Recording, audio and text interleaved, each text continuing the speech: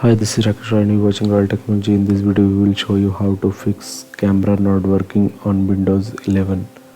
So let's start. Click on Start menu. Now open Settings.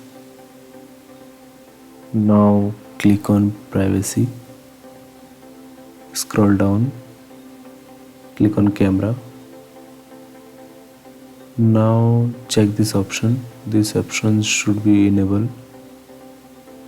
Few applications are also using your camera. If you want, you can enable or disable. Now close it. If it is not working, click on this PC, open Manage. Now click on Device Manager. Now expand the camera option. Now right click on it. Uninstall device, click on Uninstall.